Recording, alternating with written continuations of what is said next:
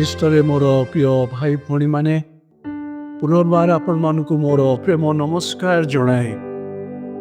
ଏହି ଦିନ ଗୁଡ଼ିକରେ ଆମମାନେ ବିଭିନ୍ନ ପରିସ୍ଥିତି ମଧ୍ୟରେ ଖ୍ରୀଷ୍ଟ ବିଶ୍ୱାସୀ ପୁଣି ଖ୍ରୀଷ୍ଟ ସେବକ ସେବିକା ଭାବରେ ଏପରିକି ଆମମାନଙ୍କର ମାଣ୍ଡଳିକ ଜୀବନକୁ ଯେତେବେଳେ ଆମେ ଲକ୍ଷ୍ୟ କରୁଛୁ, କେତେକ ଆସ୍ତରେ ବିଭିନ୍ନ ପ୍ରକାର ପ୍ରତିକୂଳ ପରିସ୍ଥିତି ଗୁଡ଼ିକ ଆମମାନଙ୍କର ଖ୍ରୀଷ୍ଟୀୟ ବିଶ୍ୱାସର ଜୀବନକୁ, ଆମମାନଙ୍କର ମାଣ୍ଡଳିକ ଜୀବନକୁ, ଏପରିକି ଆମମାନଙ୍କର ସେବା କାର୍ଯ୍ୟର ଜୀବନକୁ ବିଭିନ୍ନ ପ୍ରକାର ପ୍ରତିବାଧା ସୃଷ୍ଟି କରୁଛି।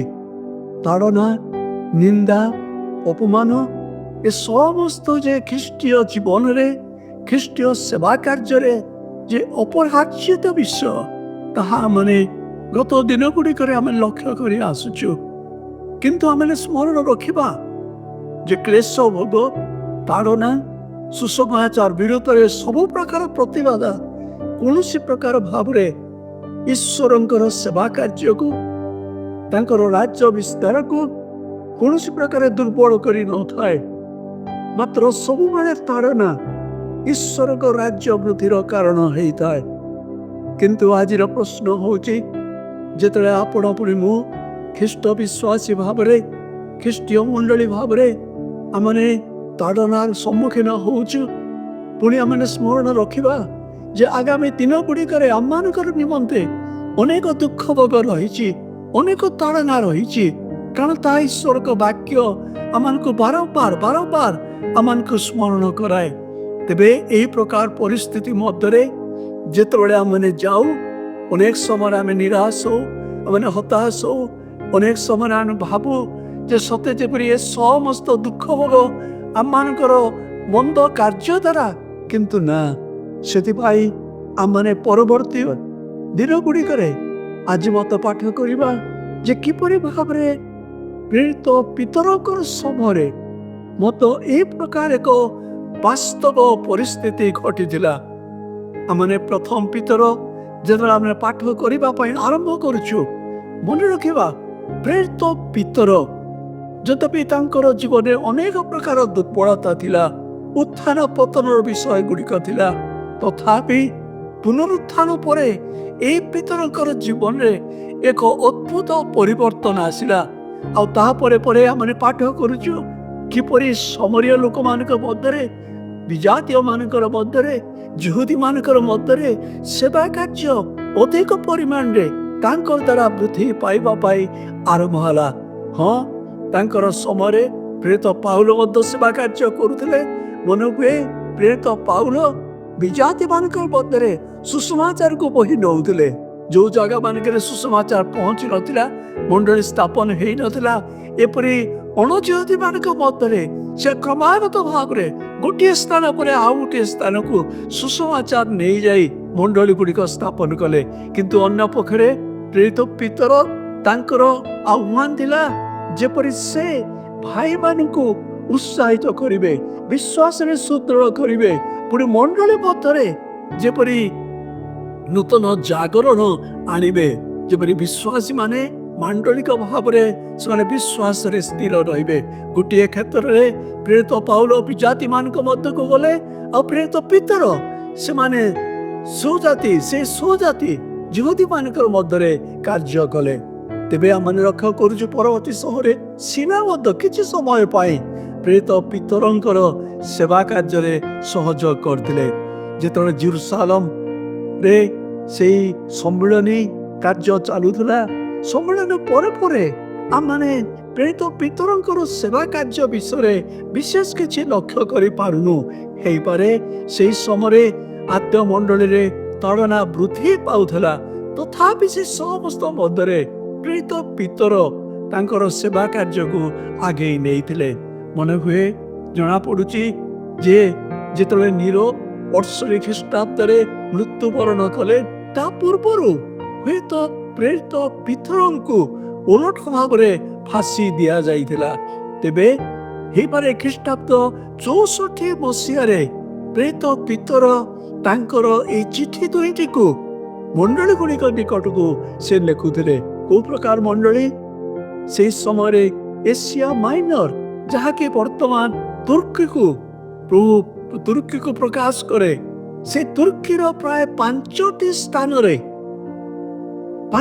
ସ୍ଥାନରେ ପ୍ରେରିତ ପାଉଲଙ୍କର ଦ୍ୱାରା ମଣ୍ଡଳୀ ଗୁଡ଼ିକ ସ୍ଥାପନ କରାଯାଇଥିଲା। ମନେ ହୁଏ ପ୍ରେରିତ ପିତର ମତ କେତେ ଗୁଡ଼ିଏ ମଣ୍ଡଳୀ ମଧ୍ୟରେ ତାଙ୍କର ସେବା କାର୍ଯ୍ୟକୁ ସେ ଚାଲୁ ରଖିଥିଲେ। ତେବେ ସମସ୍ତ ମଧ୍ୟରେ ଆମେ ପରିବେଶକୁ ଦେଖୁଛୁ, ଯେତେବେଳେ ଆତ୍ମୀୟ ମଣ୍ଡଳୀରେ ପୁଣି ସେଇ ତୁର୍କୀ ଅଞ୍ଚଳରେ ତାଡ଼ନା ଲାଗି ରହିଥିଲା, ପୁଣି ତାଡ଼ନାର ସମ୍ଭାବନା ଆଗାମୀ ଦିନ ଗୁଡ଼ିକରେ ଅଧିକ ପରିମାଣରେ ଆସୁଛି ବୋଲି ପ୍ରେରିତ ପିତର ଭଲ ଭାବରେ ଜାଣିଥିଲେ, ବିଶ୍ୱାସୀମାନେ ଜାଣିଥିଲେ, ଖ୍ରୀଷ୍ଟ ମଣ୍ଡଳୀ ମଧ୍ୟ ଜାଣିଥିଲା। ତେବେ ପ୍ରେରିତ ପିତରଙ୍କର ଏହି ପ୍ରଥମ ପତ୍ରରେ ପିତର ବିଶ୍ୱାସୀ ଭାଇ ଭଉଣୀମାନଙ୍କୁ ଉତ୍ସାହ ଦେଉଛନ୍ତି, ପ୍ରେରଣା ଦେଉଛନ୍ତି, ସଚେତନ କରାଉଛନ୍ତି, ଜାଗ୍ରତ କରାଉଛନ୍ତି, ଯେପରି ସେମାନଙ୍କର ସେ ସବୁ ତାଡ଼ନାର ମଧ୍ୟରେ ଯେତେବେଳେ ସେମାନେ ଗତି କରୁଛନ୍ତି, ସେଇ ତାଡ଼ନା ଭିତରେ ଯେପରି ଖ୍ରୀଷ୍ଟଙ୍କର ପ୍ରତି, ଖ୍ରୀଷ୍ଟଙ୍କର ସେବା କାର୍ଯ୍ୟ ପ୍ରତି ଯେପରି ସେମାନେ ସ୍ଥିର ରହିବେ, ଅଟଳ ରହିବେ, ସେଥିରେ ବୃଦ୍ଧି ପାଇ ଆଗକୁ ଯିବେ। ଯେପରି କୌଣସି ପ୍ରକାର ଭାବରେ ସେମାନଙ୍କର ପ୍ରତି ଆସୁଥିବା ତାଡ଼ନା ଦ୍ୱାରା ସେମାନେ ଖ୍ରୀଷ୍ଟଙ୍କ ପ୍ରତି ଉଦାସୀନ ହେବେ ନାହିଁ, ସେବା କାର୍ଯ୍ୟରେ ସେମାନେ ଅବହେଳା କରିବେ ନାହିଁ, ଅବିଶ୍ୱସ୍ତ ହେବେ ନାହିଁ। ହଁ ପ୍ରିୟ ଭାଇ ଭଉଣୀମାନେ, କେଡ଼େ ବଡ଼ ଆହ୍ୱାନର ମଧ୍ୟରେ ସେଦିନ ପିତର, ଯିଏକି ନିଜେ ମଧ୍ୟ ଅନେକ ତାଡ଼ନା ମଧ୍ୟରେ, ଅନେକ କଷ୍ଟ ମଧ୍ୟରେ ଆମେ ଲକ୍ଷ୍ୟ କରୁଛୁ, ଏପରି ତାଡ଼ନା ମଧ୍ୟରେ ଗଲେ ଯଦ୍ୱାରା କି ସେ ନିରଙ୍କ ଦ୍ୱାରା ମଧ୍ୟ, ରାଜାଙ୍କ ଦ୍ୱାରା ସେ ଓଲଟା ଭାବରେ ଫାଶୀ ଦଣ୍ଡ ମଧ୍ୟ ପାଇଲେ। ତେବେ ପ୍ରେରିତ ପିତର ଜାଣିଥିଲେ ତାଡ଼ନା ଭିତରେ ଯିବା କ'ଣ, କଷ୍ଟ ଭିତରେ ଯିବା କ'ଣ, କ୍ଲେଶ ମଧ୍ୟରେ ଯିବାର କ'ଣ। ହଁ ପ୍ରିୟ ବନ୍ଧୁଗଣ, ତାହା ଅତି ବାସ୍ତବ। ଯେତେବେଳେ ଆପଣ ପୁଣି ମୁଁ ଆମର ଖ୍ରୀଷ୍ଟୀୟ ଜୀବନରେ, ଖ୍ରୀଷ୍ଟୀୟ ସେବା କାର୍ଯ୍ୟରେ ତାଡ଼ନା ମଧ୍ୟରେ ଯାଇଥାଉ, ଦୁଃଖ କଷ୍ଟ ମଧ୍ୟରେ ଯାଇଥାଉ, ବିଭିନ୍ନ ପ୍ରକାର ପ୍ରତିକୂଳ ପରିସ୍ଥିତି ଆମମାନଙ୍କର ବିଶ୍ୱାସର ଜୀବନକୁ, ଆମର ସାକ୍ଷ୍ୟ ଜୀବନକୁ ବାରମ୍ବାର ଆଘାତ କରିଥାଏ, ସେତେବେଳେ ହିଁ ଆମମାନଙ୍କର ଜୀବନ ମାଧ୍ୟମରେ ଆମେ ଅନ୍ୟ ସହବିଶ୍ୱାସୀ ଭାଇ ଭଉଣୀମାନଙ୍କୁ, ସହସେବାକାରୀମାନଙ୍କୁ ଆମେ ଉତ୍ସାହ ଦେବା ପାଇଁ, ଆମେ ପ୍ରେରଣା ଦେବା ପାଇଁ, ସାହସିକତା କରିବା ପାଇଁ ଆମେ ଆଗେଇ ଆସିଥାଉ। ତେବେ ଦେଖୁଛୁ ପ୍ରେରିତ ପିତର এই ତାଡ଼ିତ ମଣ୍ଡଳୀକୁ ସେ ଉତ୍ସାହ ଦେଉଛନ୍ତି, ଯେପରି ସେମାନେ ବିଶ୍ୱାସରେ ସ୍ଥିର ରହିଲେ। ଅନ୍ୟ କାରଣ କ'ଣ? ଯେପରି ସେମାନଙ୍କର ଚାରିପାଖରେ, ସେ ମଣ୍ଡଳୀ ଗୁଡ଼ିକର ଚାରିପାଖରେ ଯେଉଁ ବିଜାତୀୟ ମାନେ ଅଛନ୍ତି, ସେମାନେ ଯେପରି এই ବିଶ୍ୱାସୀ ମାନଙ୍କର ସ୍ଥିର ବିଶ୍ୱାସ, ଅଟଳ ସେବା କାର୍ଯ୍ୟ, ସୁସ୍ଥିରତାର ଜୀବନ, ସାକ୍ଷ୍ୟମୟ ଜୀବନ, ଯେଉଁ ଜୀବନ କି କୌଣସି ପ୍ରକାର ସେମାନଙ୍କର ପାଖରେ ନିନ୍ଦାର କାରଣ ହବନି, ସେଥିପାଇଁ ପିତର ଅତି ଜାଗ୍ରତ ଭାବରେ ସଚେତନ କରାଉଛନ୍ତି, ଭାଇ ଭଉଣୀମାନେ ବିଶ୍ୱାସରେ ସ୍ଥିର ରୁହ, ଅଟଳ ରୁହ, ଯେମିତି ତୁମେ ନିନ୍ଦାର କାରଣ ହବନି। ବରଂ ଚାରିପାଖରେ ଯେଉଁ ବିଜାତୀୟ ମାନେ ଅଛନ୍ତି, ତୁମର ଏଇ ତାଡ଼ନାର ମଧ୍ୟରେ, ଏଇ ଦୁଃଖର ମଧ୍ୟରେ ଗଲାବେଳେ ଯେପରି ସେମାନେ ଦିନେ ମଧ୍ୟ ଖ୍ରୀଷ୍ଟଙ୍କ ଠାରେ ବିଶ୍ୱାସ କରିବେ। ହଁ, ମୌଳିକ ଭାବରେ ଆମେ ଲକ୍ଷ୍ୟ କରୁଛୁ, এই ପତ୍ରର ମୌଳିକ ଉଦ୍ଦେଶ୍ୟ ଥିଲା ଖ୍ରୀଷ୍ଟୀୟ ଜୀବନରେ ଦୁଃଖ ଭୋଗ। ହଁ, ଦୁଃଖ ଭୋଗ ମଧ୍ୟରେ କିପରି ଭାବରେ ବିଶ୍ୱାସରେ ସେମାନେ ସ୍ଥିର ରହିବେ, ଆଗକୁ ଚାଲିବେ। ପ୍ରିୟ ଭାଇ ଭଉଣୀମାନେ, ଆମମାନଙ୍କ ପାଇଁ ଏହି ପତ୍ରଟି ଏକ ବିଶେଷ ଭାବରେ ଉତ୍ସାହଜନକ ପତ୍ର। ତେବେ ଆଗାମୀ ଦିନ ଗୁଡ଼ିକରେ ଏହି ପତ୍ରକୁ ଆମେ ଆଉ ଟିକେ ଅଧିକ ଭାବରେ ଶିକ୍ଷା କରିବା ପାଇଁ ଆରମ୍ଭ କରିବା। ତେବେ ଆଜିର ପ୍ରଥମ ଶିକ୍ଷାରେ ଆମମାନଙ୍କର ମୌଳିକ ଚିନ୍ତା କ'ଣ? ନା ଗୌରବମୟ ପରିତ୍ରାଣ। ଖ୍ରୀଷ୍ଟଙ୍କର ଗୌରବମୟ ପରିତ୍ରାଣ, ଅନ୍ୟ ପ୍ରକାରେ ଖ୍ରୀଷ୍ଟିଆନ ଜୀବନରେ ପରିତ୍ରାଣ। ପ୍ରେରିତ ପାଉଲ, ପ୍ରେରିତ ପିତର ସେମାନଙ୍କୁ କହୁଛନ୍ତି, ଯେଉଁ ସମସ୍ତ ଦୁଃଖ କଷ୍ଟ ମଧ୍ୟରେ ଯାଉଛ, ସ୍ମରଣ ରଖ ଯେ ତୁମେ এই ଜଗତରେ ପ୍ରବାସୀ, এই ଜଗତରେ ତୁମେ ବିଦେଶୀ, এই ଜଗତ ତୁମର ଚିରସ୍ଥାୟୀ ବାସଗୃହ ନୁହେଁ, ତୁମେ ପ୍ରବାସୀ ଭାବରେ। କିନ୍ତୁ ମନେ ରଖ, ଯେଉଁ ତାଡ଼ନା ଭିତରେ ଯାଉଛ, ଯେଉଁ କଷ୍ଟ ଭିତରେ ଯାଉଛ, ନିରୁତ୍ସାହ ହୁଅ ନାହିଁ। କାରଣ କ'ଣ? ନା ଏ ସମସ୍ତ ତୁମେ ଖ୍ରୀଷ୍ଟଙ୍କ ସକାଶେ ଦୁଃଖ ଭୋଗ କରୁଛ ନିଜର ମନ୍ଦ କର୍ମ ହେତୁ ନୁହେଁ, ନିଜର ଦୁଷ୍ଟତା ହେତୁ ନୁହେଁ। ସେଥିପାଇଁ ଆନନ୍ଦ କର, ଉତ୍ସାହିତ ହୁଅ। ଆଉ କଣ ନା ମନେ ରଖ, ଏଇ ତୁମର ଦୁଃଖ ଭୋଗ କେବଳ କ୍ଷଣକାଳ ସ୍ଥାୟୀ। ଆଉ ତୁମର ନିମନ୍ତେ ଯୋଉ ଭରସା ଅଛି, ଗୌରବମୟ ଭରସା, ସେଇ ଭରସା କଣ? ଗୌରବମୟ ପରିତ୍ରାଣ। ତେବେ ପ୍ରଥମ ପର୍ବ 2 ପର୍ବର 10 ପଦ ଭିତରେ ଆମେ এই ବିଶେଷ ଅଂଶଟିକୁ ପାଠ କଲାବେଳେ ଆମେ ଲକ୍ଷ୍ୟ କରୁଛୁ ପିତରଙ୍କର ଦୃଷ୍ଟି ଥିଲା ଯେପରି ଖ୍ରୀଷ୍ଟ ବିଶ୍ୱାସୀ ମାନେ ଖ୍ରୀଷ୍ଟଙ୍କର ଗୌରବମୟ ପରିତ୍ରାଣ ବିଷୟରେ ସେମାନଙ୍କର ମନକୁ, ସେମାନଙ୍କର ହୃଦୟକୁ ଯେପରି ଅଧିକାର କରିନେବେ। ତେବେ ଆମେ ପାଠ କରୁଛୁ ପ୍ରଥମ ପଦରେ ପ୍ରେରିତ ପିତର ସେମାନଙ୍କୁ କହୁଛନ୍ତି, ମନେ ରଖ ପ୍ରିୟ ଭାଇ ଭଉଣୀ ମାନେ, ତୁମର ଜୀବନର ସମସ୍ତ ପଥରେ ଈଶ୍ୱରଙ୍କର ଯେପରି ଗୌରବ ହେବା ପାଇଁ ପାରିବ। ତୁମେ ଯଦି ବଞ୍ଚିଛ, ବିଶ୍ୱାସୀ ଭାବରେ ବଞ୍ଚିଛ, ମନେ ରଖ ତୁମର ଜୀବନ ଯେପରି ଖ୍ରୀଷ୍ଟଙ୍କର ଗୌରବର କାରଣ ହବ। କାରଣ କଣ ନା ଏଇ ଗୌରବମୟ ସୁସମାଚାରକୁ ତୁମେ ବିଶ୍ୱାସ କରିଛ। ସେଇ ସୁସମାଚାର କଣ? ମଣିଷର କଳ୍ପିତ କାହାଣୀ ନୁହେଁ, ତାହା ଖ୍ରୀଷ୍ଟଙ୍କର ସୁସମାଚାର। ପ୍ରେରିତ ପିତର ସ୍ପଷ୍ଟ ଭାବରେ କହୁଛନ୍ତି, ଖ୍ରୀଷ୍ଟଙ୍କର ସୁସମାଚାର କଣ? ଖ୍ରୀଷ୍ଟଙ୍କର ଦୁଃଖ ଭୋଗ ତୁମର ପାପ ପାଇଁ, ତୁମର ବାଧ୍ୟତା ପାଇଁ। ସ୍ମରଣ ରଖ, ଖ୍ରୀଷ୍ଟ ଆପଣର ଜୀବନକୁ ସେ ଦାନ କଲେ।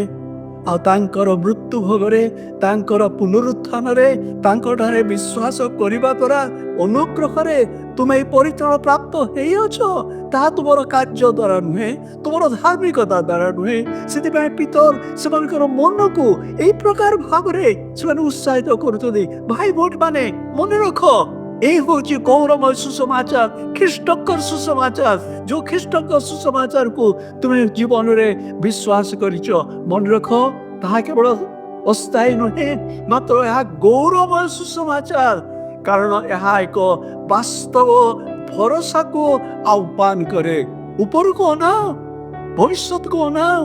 ବର୍ତ୍ତମାନର ଦୁଃଖ ଭୋଗ ପ୍ରତି ଆପଣା ମନକୁ ଆସକ୍ତ କର ନାହିଁ, ନିଜସ୍ୱ ବିଷୟରେ ଆସକ୍ତ ହୁଅ ନାହିଁ, ତଳକୁ ଦେଖ ନାହିଁ। ମନେ ରଖ, ଏହା କଣ ନା ଏକ ଗୌରବମୟ ଭରସାକୁ ତୁମକୁ ଦେବା ପାଇଁ ଆହ୍ୱାନ ଦଉଛି। କୋଉ ଭରସା, କୋଉ ବିଷୟ? ଲେଖାଯାଉଛି 2 ପଦରେ ଆମେ ପାଠ କରୁଛୁ, ତୁମର ଅଧିକାର କଣ? এই ଜଗତରେ ହେଇପାରେ ତୁମେ ନିନ୍ଦିତ, ତାଡ଼ିତ, ସବୁ କିଛି ହରେଇଛ। ହେଇପାରେ ସମୟ ଆସିବ ତୁମେ ମୃତ୍ୟୁ ଭୋଗ କରିବ। କିନ୍ତୁ ମନେ ରଖ, ଆମେ 4 ପଦରେ ପାଠ କରୁଛୁ, ପ୍ରଥମ ପର୍ବ 4 ପଦରେ ପିତର କହୁଛନ୍ତି, ଯେଉଁ ଅକ୍ଷୟ ଅକଳଙ୍କିତ ଅଜର ଅଧିକାର ତୁମମାନଙ୍କ ନିମନ୍ତେ ସ୍ୱର୍ଗରେ ସଞ୍ଚିତ ହୋଇ ରହିଅଛି, ତାହା ପାଇବା ନିମନ୍ତେ ଆପଣାର ମହାଦୟାରେ ସେ ଆମ୍ଭମାନଙ୍କୁ ପୁନର୍ଜନ୍ମ ଦେଇଅଛନ୍ତି। ଆମମାନଙ୍କର ଜନ୍ମ କଣ? ଯେପରି ଆମମାନେ ଖ୍ରୀଷ୍ଟଙ୍କର ଏହି ଗୌରବମୟ ପରିତ୍ରାଣକୁ ନିଜର ଜୀବନରେ ଆମମାନେ ଯେପରି ଗ୍ରହଣ କରିବା। ଏହି ଅଧିକାର କଣ? କୋଉ ପ୍ରକାର ପରିତ୍ରାଣ? ଯାହାକି ସେ କହୁଛନ୍ତି ଯେ ଅକ୍ଷୟ, ଯାହା କ୍ଷୟ ପାଇବ ନାହିଁ। ଏହି ଭରସା କେବେ କ୍ଷୟ ପାଇବ ନାହିଁ। ଏହି ପରିତ୍ରାଣ କେବେ କଳଙ୍କିତ ହବ ନାହିଁ। ଅଜର, ଅକ୍ଷୟ, ଅକଳଙ୍କିତ ପ୍ରିୟ ଭାଇ ଭଉଣୀ ମାନେ, ଏହି ହଉଛି ସୁସମାଚାର। ଏହି ହଉଛି ଆମମାନଙ୍କର ପରିତ୍ରାଣ। ଖ୍ରୀଷ୍ଟୀୟ ଜୀବନର ପରିତ୍ରାଣ କଣ? ଏହା ଅଜର, ଏହା ଅକ୍ଷୟ, ଏହା ଅମଳିନ, ଏହା ଅକଳଙ୍କିତ। କଣ সেই ପରିତ୍ରାଣ?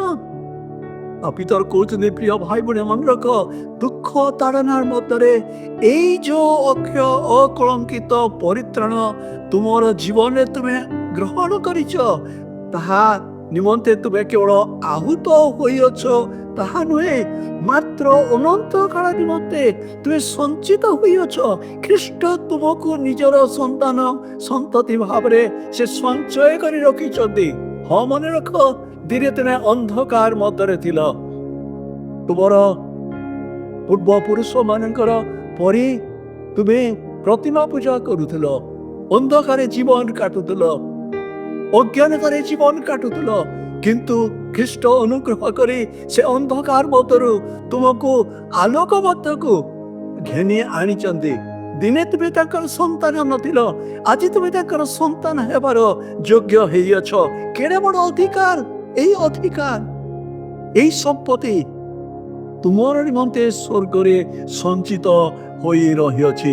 କେବଳ ସେତିକି ନୁହେଁ, ମାତ୍ର 5 ପଦରେ ଆମେ ପାଠ କରୁଛୁ, କେବଳ ଏଥି ନିମନ୍ତେ ତୁମେ ଯେ ଆହୁତ ତାହା ନୁହେଁ, ମାତ୍ର ମନେ ରଖ ଏଇ ପରିତ୍ରାଣ ସ୍ୱର୍ଗରେ ତୁମ ପାଇଁ ସୁରକ୍ଷିତ ହୋଇଅଛି, ତାହାକୁ କେହି ନେଇଯିବେ ନାହିଁ। ପ୍ରିୟ ଭାଇ ଭଉଣୀମାନେ, ଦେଖିପାରୁଛୁ ଏ ଗୌରବମୟ ପରିତ୍ରାଣ ଦୁଃଖ କଷ୍ଟ ମଧ୍ୟରେ ଆମ ପାଇଁ କେବଳ ସଞ୍ଚିତ ହୋଇଛି ତାହା ନୁହେଁ, ମାତ୍ର ସୁରକ୍ଷିତ। ଖ୍ରୀଷ୍ଟ ତାହାକୁ ଆପଣଙ୍କ ପାଇଁ ମୋର ପାଇଁ ସୁରକ୍ଷା କରି ରଖିଛନ୍ତି। କିପରି? ତାଙ୍କର ଶକ୍ତିରେ। 5 ପଦରେ ଆମେ ପାଠ କରୁଛୁ, ପିତର କହୁଛନ୍ତି ଯେଉଁ ପରିତ୍ରାଣ ଶେଷ କାଳରେ ପ୍ରକାଶିତ ହେବା ପାଇଁ ପ୍ରସ୍ତୁତ ହୋଇଅଛି, ସେଥି ନିମନ୍ତେ ତୁମେମାନେ ଈଶ୍ୱରଙ୍କର ଶକ୍ତିରେ ବିଶ୍ୱାସ ଦ୍ୱାରା ସୁରକ୍ଷିତ ହୋଇଅଛ। ହଁ, ତୁମେ ଖ୍ରୀଷ୍ଟଙ୍କୁ ବିଶ୍ୱାସ କଲ, ସେଥିପାଇଁ ଖ୍ରୀଷ୍ଟ ତୁମଙ୍କ ପକ୍ଷରେ ସ୍ୱର୍ଗରେ ଏଇ ଧନକୁ, ଏଇ ଅକ୍ଷୟ ଧନକୁ, ଅମିଳନ ଧନକୁ ସେ ସଞ୍ଚୟ କରି ରଖିଛନ୍ତି, ସୁରକ୍ଷିତ ଅବସ୍ଥାରେ ରଖିଛନ୍ତି।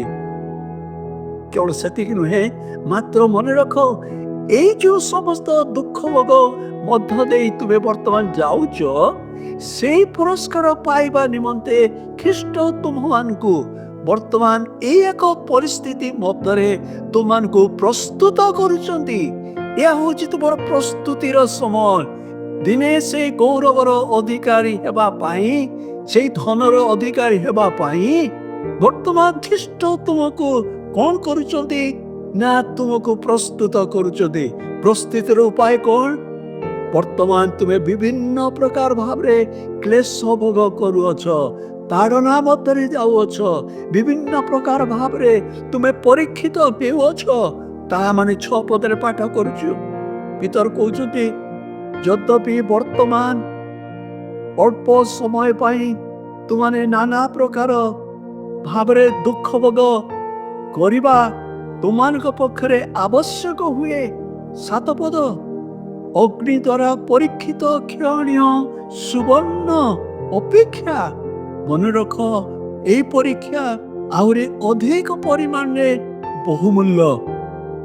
ଯେପରି ତୁମମାନଙ୍କର ବିଶ୍ୱାସ, ଖ୍ରୀଷ୍ଟଙ୍କ ଠାରେ ତୁମର ବିଶ୍ୱାସ ଯେପରି ପରୀକ୍ଷା ସିଦ୍ଧ ହୁଏ, ପୁଣି ଯୀଶୁଙ୍କର ଆଗମନ, ଖ୍ରୀଷ୍ଟଙ୍କର ଆଗମନ ସମୟରେ ଯେପରି ତୁମେ ପରୀକ୍ଷିତ ହେବା ପରେ ତୁମେ ତାଙ୍କର ପ୍ରଶଂସାର କାରଣ ହବ, ତୁମେ ତାଙ୍କର ଗୌରବର କାରଣ ହବ ଓ ସଂଗ୍ରାମର କାରଣ ହବ। ପ୍ରିୟ ଭାଇ ଭଉଣୀମାନେ, ଦେଖିପାରୁଛୁ ପିତର କହୁଛନ୍ତି ମୋର ପ୍ରିୟ ବିଶ୍ୱାସୀ ଭାଇ ଭଉଣୀମାନେ, ସେବକ ସେବିକା ମାନେ, ମନେ ରଖ এই ଯେଉଁ ସମସ୍ତ ଦୁଃଖ ଭୋଗ ମଧ୍ୟରେ ଯାଉଛ, ତାହା ତୁମମାନଙ୍କ ନିମନ୍ତେ ଆବଶ୍ୟକ। ବିନା ଦୁଃଖ ଭୋଗରେ, ବିନା ଅଗ୍ନିରେ, ବିନା ତାଡ଼ନାର ମଧ୍ୟରେ ତୁମର ଜୀବନ କେବେ ହେଲେ ପରିଷ୍କୃତ ହବ ନାହିଁ। ହଁ ପ୍ରିୟ ବନ୍ଧୁଗଣ, ମନେ ରଖିବା ଯେଉଁ ଅଗ୍ନି ଆମମାନଙ୍କୁ କ'ଣ କରେ? ନାଶ କରେ। ସେଇ ଅଗ୍ନି ଆମମାନଙ୍କୁ ପରିଷ୍କୃତ କରେ। ଅଗ୍ନି ରୂପ ବନ୍ଧୁଗଣ, ଆଜି କ'ଣ ଆପଣଙ୍କ ମଧ୍ୟରୁ କିଏ ସେ ପ୍ରକାର ଦୁଃଖ ମଧ୍ୟରେ ଯାଉଛୁ, କଷ୍ଟ ମଧ୍ୟରେ ଯାଉଛୁ, ଖ୍ରୀଷ୍ଟଙ୍କ ସକାଶେ, ଖ୍ରୀଷ୍ଟଙ୍କର ସେବା ସକାଶେ ମନରେ ପ୍ରଶ୍ନ ଆସୁଛି, କାହିଁକି ଏ ଦୁଃଖ, କାହିଁକି ଏ କ୍ଲେଶ, କାହିଁକି ଏ ତାଡ଼ନା, କାହିଁକି ଏ ପ୍ରତିବାଦ, ଆଉ କେତେ ଦିନ, ଆଉ କେତେ ଦିନ? ଏହା କ'ଣ ମୋର ବିଶ୍ୱାସର ଜୀବନର ଅଂଶ? ଏହା କ'ଣ ମୋର ସେବା କାର୍ଯ୍ୟର ଅଂଶ? ହଁ ପ୍ରିୟ ଭାଇ ଭଉଣୀମାନେ, ପିତର ଆଜି ଆମମାନଙ୍କୁ କହୁଛନ୍ତି, ହଁ ଏ ସମସ୍ତ ତୁମମାନଙ୍କର ବିଶ୍ୱାସର ଜୀବନ ପାଇଁ, ଏ ସମସ୍ତ ତୁମର ସେବା କାର୍ଯ୍ୟ ଜୀବନ ପାଇଁ ନିତାନ୍ତ ଆବଶ୍ୟକ। କାରଣ ଏହା ବିନା ତୁମର ଜୀବନ ପରିଷ୍କୃତ ହବ ନାହିଁ। ଏହା ବିନା ତୁମର ବିଶ୍ୱାସର ଜୀବନ, ଖ୍ରୀଷ୍ଟଙ୍କ ଠାରେ ତୁମର ସେବାର ଜୀବନ କୌଣସି ପ୍ରକାରେ ସୁସ୍ଥିର ହବ ନାହିଁ, ସୁଦୃଢ଼ ହବ ନାହିଁ। ତୁମର ସେବା କାର୍ଯ୍ୟର ଜୀବନ ପରୀକ୍ଷିତ ହେବା ଆବଶ୍ୟକ। ପ୍ରିୟ ଭାଇ ଭଉଣୀ, ଅନେକ ସମୟରେ ଯେହେତୁ ଆମେ ତାଡ଼ନାର ମଧ୍ୟରେ ଯାଉନୁ, ଦୁଃଖ କଷ୍ଟ ମଧ୍ୟରେ ଯାଉନୁ, ସେଥିପାଇଁ ଆମମାନଙ୍କର ବିଶ୍ୱାସର ଜୀବନ ଦୁର୍ବଳ ହେଇ ପଡୁଛି। आमने आमानकर विश्वास जीवन हारी जाऊछु, आमानकर सेवार जीवन हारी जाऊछु।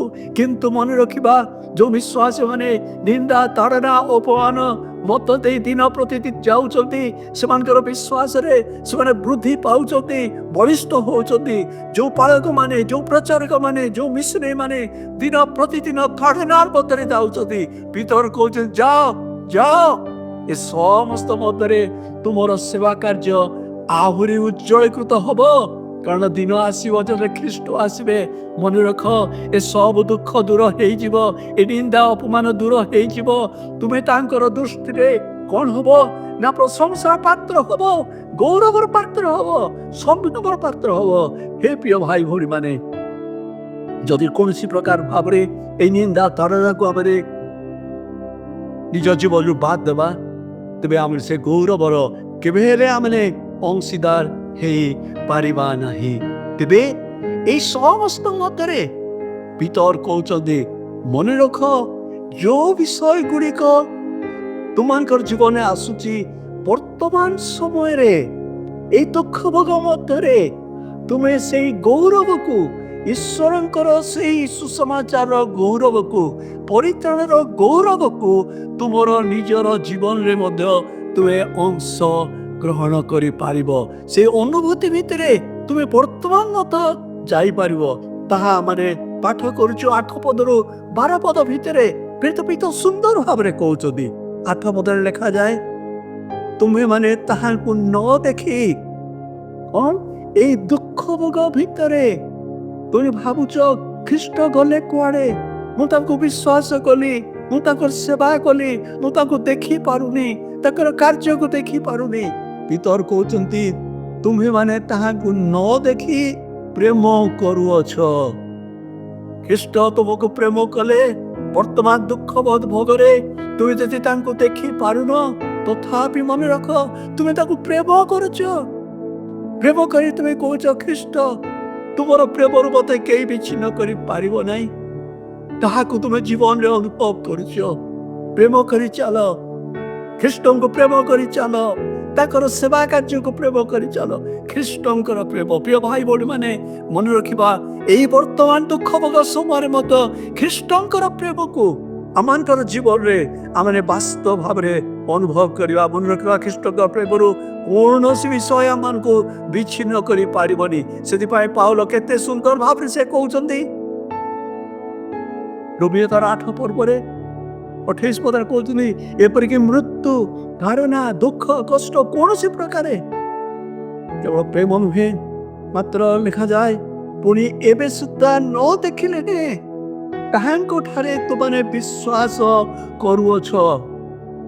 न देखी पारिला मध्य ख्रीष्टंकर प्रेम तुमको आपरी रखिछि, घेरी रखिछि। तो सेतिक नुहे प्रेम सहित विश्वास न देखिले मध्य तुम्हें तांको विश्वास रे जाबुड़ी धरिच। पितर कहते जाबुड़ी धर, आहरी अधिक परिमाण रे जाबुड़ी धर मोर विश्वासी भाई भौणी माने, मोर सेवाकारी माने विश्वास रे। कारण जो माने तांको डारे विश्वास करती से माने केबे हेले लज्जित हेबा नाही। तृतीय रे केवल प्रेम नुहे, तुमर विश्वास नुहे, मात्र मन रख ए दुख ए ताड़नार मध्य देखा जाउछि तुमर सम्मुखरे अकथनीय ओ गौरवयुक्त आनंद रे तुम्हें आनंदित होउछ। प्रेम विश्वास पुणी आनंद प्रिय भाई माने देखि पारुछु पितर सेमानकर आभ्यंतरण जीवन मधु जाई कहउछन्ती मोर प्रिय भाई भौणी माने प्रेम रे आगे चल, विश्वास रे आगे चल, आनंद कर। कारण जो माने दुख वगैरह आनंद करती से माने दिने ईश्वर ख्रीष्टंकर गौरवर कारण हब। बंधुगण आज कौन आप दुखित दुख कर कौन कारण नहीं। ख्रीष्ट सकाशे दुख भोग करी आमने आनंद करवा। कारण से दिन जीशु तांकर शिष्य मान को कहते विश्वासी मान को कहते जे दुख भोगरे तुम्हें आनंद कर, कारण आनंद कर। तो से नुहे यही प्रकार परिस्थिति मध्य भीतर से आउ एक पर्याय मत को आह्वान करुचंती कौन जो माने तुमकर चारि पाखरे अछंती, जो विजातीय माने अछंती, जेपरि समानकर निकट रे तुम्हें एक पवित्र जीवन ଆଚରଣ କରିବ। ତୁମର ଜୀବନ ଯେପରି କୌଣସି ପ୍ରକାର ନିନ୍ଦାର କାରଣ ହବ ନାହିଁ। ପବିତ୍ରତାର ଜୀବନ ଏକ ଗୌରବମୟ ସୁସମାଚାର ପରିତ୍ରାଣ। ଦ୍ୱିତୀୟ ପର୍ଯ୍ୟାୟରେ ପିତର କହୁଛନ୍ତି ପବିତ୍ରତାର ଜୀବନ ତୁମମାନେ କାଟିବା ଏକାନ୍ତ ଆବଶ୍ୟକ। ତେବେ এই ପବିତ୍ରତାର ଜୀବନରେ ସେ ସ୍ମରଣ କରୁଛନ୍ତି ଯେ ଈଶ୍ୱରଙ୍କର ଗୌରବକୁ ତୁମେ ସ୍ମରଣ କର। 13 ପଦରେ ପିତର କହୁଛନ୍ତି ଅତଏବ ଆପଣା ଆପଣା ମନରୂପ କଟି ବନ୍ଧନ କରି ସଚେତନ ଥାଅ। ପୁଣି ଯୀଶୁ ଖ୍ରୀଷ୍ଟଙ୍କ ପ୍ରକାଶିତ ହେବା ସମୟରେ ଯେଉଁ ଅନୁଗ୍ରହ ତୁମ୍ଭମାନଙ୍କ ପ୍ରତି ବର୍ତ୍ତିବ ସେଥିରେ ସମ୍ପୂର୍ଣ୍ଣ ରୂପେ ଭରସା ରଖ। ପିତର କହୁଛନ୍ତି ଖ୍ରୀଷ୍ଟଙ୍କର ଆଗମନର ସମୟ ଆସିବା ପର୍ଯ୍ୟନ୍ତ ଏଇ ଭରସାକୁ, ଏଇ ଦୃଢ଼ ଭରସାକୁ ତୁମେ କ'ଣ କର ନା ଧରି ରଖ। କାରଣ ଯେତେବେଳେ ସେ ଆସିବେ ସେ ତୁମକୁ ଗୌରବରେ ଗ୍ରହଣ କରିବେ। ଭାଇ ଭଉଣୀମାନେ ଦେଖିପାରୁଛୁ ଈଶ୍ୱରଙ୍କର ଗୌରବକୁ ଭିତର ସେମାନଙ୍କର ହୃଦୟ ଭିତରେ, ସେମାନଙ୍କ ମନ ଭିତରେ ଏପରି ଭାବରେ ବାନ୍ଧି ରଖିବା ପାଇଁ କହୁଛନ୍ତି ତୁମର ମନରୂପ ଗୋଟିକୁ ବନ୍ଧନ କରି ରଖ। କାରଣ ଅନେକ ସମୟ କ'ଣ ହୁଏ ନା ଶୈତାନ ତୁମର ମନକୁ ଦୁର୍ବଳ କରିବ, ଅସ୍ଥିର କରିବ, ଅବିଶ୍ୱାସ ଆଣିବ, ସନ୍ଦେହ ଆଣିବ। ସେମାନେ ତୁମକୁ ଶୈତାନ କହିବ ବିଶ୍ୱାସ କରି ଲାଭ କ'ଣ, ଖ୍ରୀଷ୍ଟଙ୍କର ସେବା କରି ଲାଭ କ'ଣ। ନା, ପିତର କହୁଛନ୍ତି ନା, ସେଥିରେ ଲାଭ ଅଛି। ଖ୍ରୀଷ୍ଟ ଆସୁଛନ୍ତି। ଏଇ ଯୋଉ ଭରସା, ଏଇ ଭରସାକୁ ଧରି ରଖ। ସେ ଆସିବେ, ସେ ଆସିବେ ଆଉ ତୁମମାନଙ୍କୁ ଗୌରବରେ ଗ୍ରହଣ କରିବେ।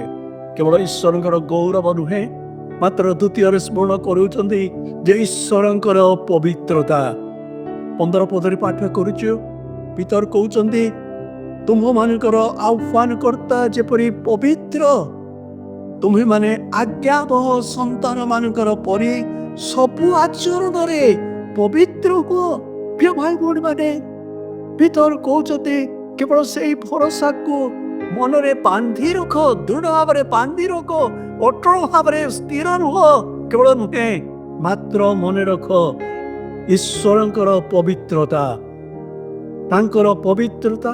ସେ ଯେପରି ପବିତ୍ର, ତୁମମାନେ ସବୁ ଆଚରଣରେ, କଥାରେ, ବାର୍ତ୍ତାରେ, ଚାଲି ଚରଣରେ, এই ନିନ୍ଦା ଅପମାନ ମଧ୍ୟରେ ତୁମମାନେ ପବିତ୍ର ଆଚରଣ କରିବା ପାଇଁ କେବେ ହେଲେ ପଶ୍ଚାତ୍ପଦ ହୁଅ ନାହିଁ। ପ୍ରିୟ ଭାଇ ଭଉଣୀମାନେ, କେଡ଼େ ବଡ଼ ଆହ୍ୱାନ ଆଜି ତାରିତ ମଣ୍ଡଳୀ ପ୍ରତି, ତାରିତ ବିଶ୍ୱାସୀ ମାନଙ୍କ ପ୍ରତି ଖ୍ରୀଷ୍ଟଙ୍କର ଏହି ଆହ୍ୱାନ। ହେ ମୋର ପୁଅ ଝିଅ ମାନେ, ହେ ମୋର ଦାସ ଦାସୀ ମାନେ, ହେ ମୋର ବିଶ୍ୱାସୀ ଭାଇ ଭଉଣୀ ମାନେ, ମନେ ରଖ ମୁଁ ଯେପରି ପବିତ୍ର, ମୁଁ ପବିତ୍ରତାରେ ତୁମକୁ ଆହ୍ୱାନ କରିଛି। ତୁମେ ଦିନେ ଅନ୍ଧକାର ଥିଲ, ତୁମେ ସନ୍ତାନ ହେଇଛ।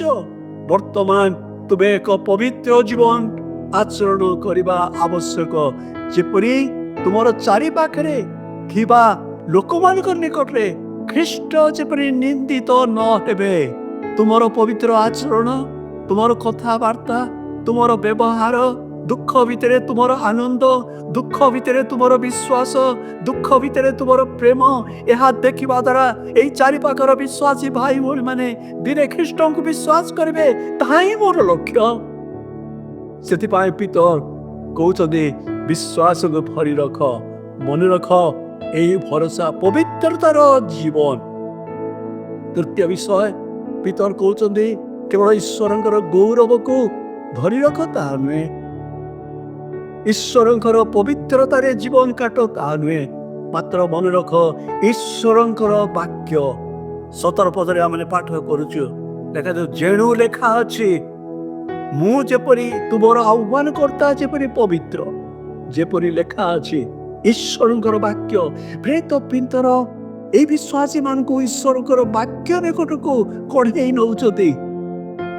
ପିତା କହୁଛନ୍ତି ହେ ବିଶ୍ୱାସୀ ଭାଇ ଭଉଣୀ ମାନେ, ସେବାକାରୀ ମାନେ, ମନେ ରଖ ଯୋଉ ଈଶ୍ୱରଙ୍କର ବାକ୍ୟ ତୁମର ନିକଟରେ ଦିନେ ପହଞ୍ଚିଲା ଆଉ ତୁମେ ବିଶ୍ୱାସ କଲ, ସେ ଅନ୍ଧକାର ମଧ୍ୟରେ ବିଶ୍ୱାସ କଲ, ପ୍ରତିମା ପୂଜାକୁ ପରିତ୍ୟାଗ କଲ, पुणी वर्तमान ख्रीष्टंकर विश्वासी भावरे तुमे बाहरी आसीच ईश्वरंकर से जीवंत सत्य अटल वाक्य को तुमे भूली जाओ नहीं से वाक्य को जपड़ी करी धर प्रिय भाई बहन केड़े बड़ आह्वान वर्तमान समय तारनार मध्य मोर प्रिय विश्वासी भाई बहन माने ईश्वरंकर जीवंत सत्य वाक्य को आमने जाबड़ी धरू कारण ता अटल वाक्य ता चिरंतन वाक्य ताड़ना दुख कष्ट ए समस्त पितर कहते केवल क्षणकाल स्थायी लघु क्लेश यह चली जीव किंतु ईश्वर वाक्य अनंत काल स्थायी चिरस्थायी ईश्वर प्रतिज्ञा केबे अटल हम नहीं ईश्वर प्रतिज्ञा विश्वस्त रहे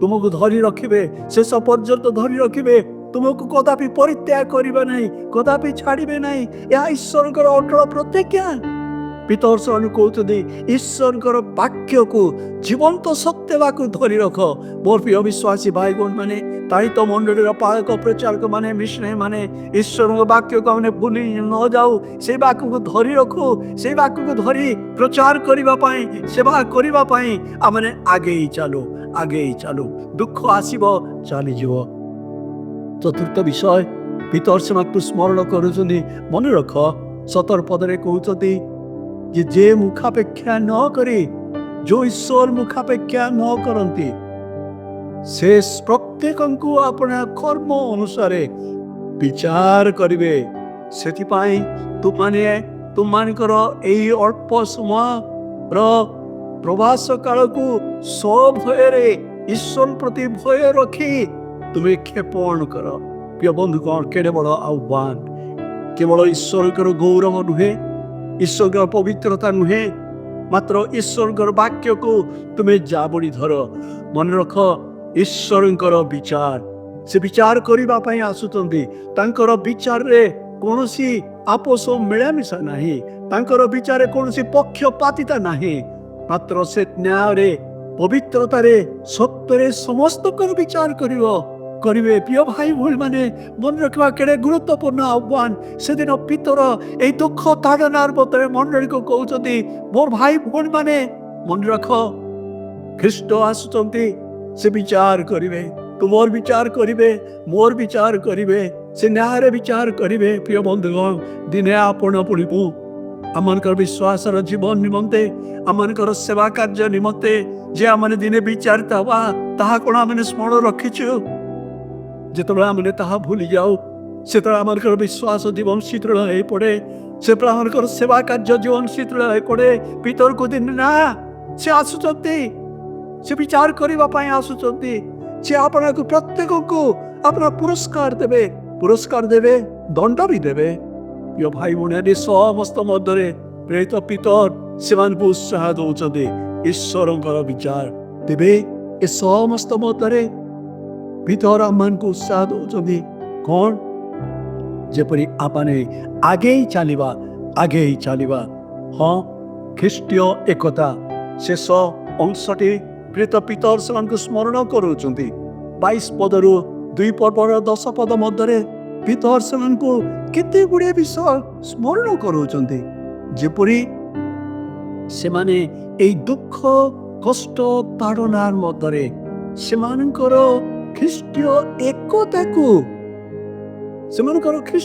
एकता को जेपरी से धरी रखिबे एकतारे बड़ जेपरी ख्रीष्ट विश्वासी माने व्यक्तिगत भाव में मंडलित भाव में सेवा कार्य भाव में जेपरी से एकत्र रहिबे सेमानक मध्य जेपरी विवाद देखा जीव नहीं सेमानक मध्य जेपरी कौनसी गंडगोल देखा जीव नहीं हाँ प्रिय बंधुगण अनेक समय देखा जाए जिते विश्वासी मंडली रे ताड़ना आसे दुख आसे मंडली भाग भाग हो जाए कार्यकारी माने भाग भाग हो जाती विभिन्न प्रकार चिंताधारा गुड़े आसे किंतु पितर कहते ना यही ताड़नार मध्य केवल ईश्वर गौरव को धरी रखा यथेष्ट नुहे मात्र तुम मध्य एकता को तुम्हें धरी रख केते गुड़िए चित्र केवल प्रेरित पाउल संक्षेप रे प्रकाश कर स्मरण करुँच 22 पदरु 2 पर्वर 3 पदरे प्रेरित पितर कहते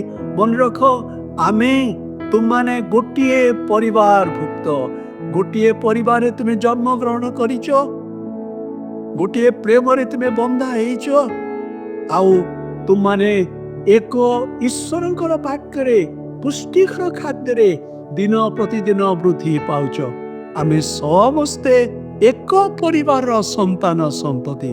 ପ୍ରିୟ ଭାଇ ଭଉଣୀମାନେ, ତାହା କ'ଣ ବାସ୍ତବ? ମନେ ରଖିବା, ଆମେ ସମସ୍ତେ ଭିନ୍ନ ହେଇପାରୁ, କିନ୍ତୁ ଆମମାନେ ଖ୍ରୀଷ୍ଟଙ୍କର ପରିବାରରେ ଆମମାନେ ଏକ। ଦ୍ୱିତୀୟ ଚିତ୍ର ଭିତର କହୁଛନ୍ତି ଆମେ ଗୋଟିଏ ଗୃହର ସମସ୍ତେ ପଥର ସ୍ୱରୂପ। ଯେତେବେଳେ ଗୋଟିଏ ଗୃହରେ ଅନେକ ପଥର ଗୁଡ଼ିକୁ ନେଇ ଗୃହଟିଏ ତିଆରି ହେଇପାରେ, ଛୋଟ ପଥର, ବଡ଼ ପଥର, କିନ୍ତୁ ପିତର କହୁଛନ୍ତି ମନେ ରଖ, ତୁମେ ଭିନ୍ନ ହେଲେ ମଧ୍ୟ, ଆକାରରେ ଭିନ୍ନ ହେଲେ ମଧ୍ୟ, ଗୁଣରେ ଭିନ୍ନ ହେଲେ ମଧ୍ୟ, ମନେ ରଖ ଆମେ ସମସ୍ତେ ଗୋଟିଏ ଗୃହର ପଥର ସ୍ୱରୂପ। ଆଉ ସେଇ ଗୃହରେ ଖ୍ରୀଷ୍ଟ ହଉଛନ୍ତି କୋଣର ପ୍ରଧାନ ପ୍ରସ୍ତର, ସେ ହଉଛନ୍ତି ଜୀବନ୍ତ ପ୍ରସ୍ତର, ପୁଣି ସେ ହଉଛନ୍ତି ଈଶ୍ୱରଙ୍କର ମନୋନୀତ ପ୍ରସ୍ତର, ମୂଲ୍ୟବାନ ପ୍ରସ୍ତର। ପିତର ସ୍ମରଣ କରୁଛନ୍ତି ଖ୍ରୀଷ୍ଟ ହିଁ ସେଇ ମୂଳଦୁଆ। ଜୀବନ୍ତ ପ୍ରସ୍ତର ଉପରେ ତୁମେ ମଧ୍ୟ ଗୋଟିଏ ଗୋଟିଏ ଜୀବନ୍ତ ପ୍ରସ୍ତର ସ୍ୱରୂପେ ଦିନ ପ୍ରତିଦିନ ଗୃହ ନିର୍ମାଣ କାର୍ଯ୍ୟରେ ତୁମେ ଲାଗି ରହିଛ। ସେଇ ଜୀବନ୍ତ ପ୍ରସ୍ତର, ସେ ବହୁମୂଲ୍ୟ ପ୍ରସ୍ତର, ସେଇ ମନୋନୀତ ପ୍ରସ୍ତର ଯେ ଖ୍ରୀଷ୍ଟ, ତାଙ୍କୁ ଭୁଲି ଯାଅ ନା। ଖ୍ରୀଷ୍ଟଙ୍କ ଠାରେ ତୁମେ ପରସ୍ପର ସହିତ ଗୋଟିଏ ଗୃହରେ ନିର୍ମିତ ହେଇ ଆଗେଇ ଚାଲ। ପ୍ରିୟ ଭାଇ ଭଉଣୀମାନେ, ଏହା କ'ଣ ଆମମାନଙ୍କର ଜୀବନରେ ବାସ୍ତବ? ଗୋଟିଏ ପରିବାର ଭାବରେ, ଗୋଟିଏ ଗୃହ ଭାବରେ ଆଜି କ'ଣ ମାନେ ଖ୍ରୀଷ୍ଟଙ୍କ ନିମନ୍ତେ ବୃଦ୍ଧି ପ୍ରାପ୍ତ ହଉଛୁ, ନିର୍ମିତ ହଉଛୁ? ତୃତୀୟ ଚିତ୍ର ପାଉଲ କହୁଛନ୍ତି ଆମମାନେ ଗୋଟିଏ ମନ୍ଦିରରେ, ଈଶ୍ୱରଙ୍କର ମନ୍ଦିରରେ ଆମେ ସମସ୍ତେ ପ୍ରତ୍ୟେକ ଯାଜକ। ଈଶ୍ୱରଙ୍କର ମନ୍ଦିରରେ ଆମେ ସମସ୍ତେ ଯାଜକ। ତାଙ୍କର ସେବା କାର୍ଯ୍ୟରେ ଆମ ସମସ୍ତଙ୍କର ଅଂଶ ରହିଛି। ପ୍ରିୟ ବନ୍ଧୁଗଣ, କି ସୁନ୍ଦର ଚିତ୍ର! ମଣ୍ଡଳୀ ମଧ୍ୟରେ ବିଶ୍ୱାସୀ ଭାଇ ଭଉଣୀ ଭାବରେ ଆମେ ସମସ୍ତେ ମଣ୍ଡଳୀ ମଧ୍ୟରେ ଆମମାନେ ଯାଜକ ସ୍ୱରୂପ। ଯେପରି ଆମମାନେ ପବିତ୍ର ଆଚରଣ କରିବା, ଯେପରି ଆମେ ତାଙ୍କର ଲୋକ ଭାବରେ ଆଚରଣ କରିବା, ଆଉ ତାଙ୍କର ସେବା କାର୍ଯ୍ୟରେ ଆମେ ଲାଗି ରହିବା। ପରିବାର ଭାବରେ, ପୁଣି ଗୃହରେ ଭାବରେ, ପୁଣି ମଣ୍ଡଳୀ ଭାବରେ, ଗୋଟିଏ ମନ୍ଦିରରେ ଆମେ ସମସ୍ତେ ଯାଜକ ସ୍ୱରୂପ। କେହି ବଡ଼ ନାହିଁ, କେହି ସାନ ନୁହେଁ, କେହି ମହାଯାଜକ ନୁହନ୍ତି, କେହି ସାନ ମହାଯାଜକ ନୁହନ୍ତି। ଆମେ ସମସ୍ତେ ଯାଜକ। ମନ୍ଦିରରେ ଆମ ସମସ୍ତଙ୍କର ସେବାର ସ୍ଥାନ ରହିଛି। ଆଉ ଶେଷ ଚିତ୍ରଟି ପିତର କହୁଛନ୍ତି ଆମେ ଗୋଟିଏ ଦେଶରେ ସମସ୍ତେ ପ୍ରଜା। ଗୋଟିଏ ଦେଶ, ସ୍ୱର୍ଗ ମାନଙ୍କର ଦେଶ, ପୁଣି ଆମେ ସମସ୍ତେ ସ୍ୱର୍ଗର ପ୍ରଜା। ଭାଇ ଭଉଣୀମାନେ, ଈଶ୍ୱରଙ୍କର ରାଜ୍ୟରେ ଧନୀର ସ୍ଥାନ, ଦୁର୍ବଳର ସ୍ଥାନ, ଏସବୁକୁ ଆମେ ଗଣନା କରି ନ ପାରୁ। ଈଶ୍ୱରଙ୍କର ଦେଶରେ, ସ୍ୱର୍ଗୀୟ ରାଜ୍ୟରେ ଆମେ ସମସ୍ତେ ପ୍ରଜା ଭାବରେ ଆମ ସମସ୍ତଙ୍କର ଅଧିକାର ରହିଛି, ସମସ୍ତଙ୍କର ସୁଯୋଗ ରହିଛି। ପାତଳ ଅନ୍ତର ଭାବ ନାହିଁ, ଉଚ୍ଚ ନିଚ ଭାବ ନାହିଁ। ପ୍ରିୟ ବନ୍ଧୁଗଣ, ଏ ସମସ୍ତ କହିବା ମଧ୍ୟରେ ପିତର ସେମାନଙ୍କୁ କହୁଛନ୍ତି ଏଇ ଗୌରବମୟ ପରିତ୍ରାଣକୁ ତୁମେ ଜାବୁଡ଼ି ଧର। ଗୌରବମୟ ପରିତ୍ରାଣକୁ ଜାବୁଡ଼ି ଧର।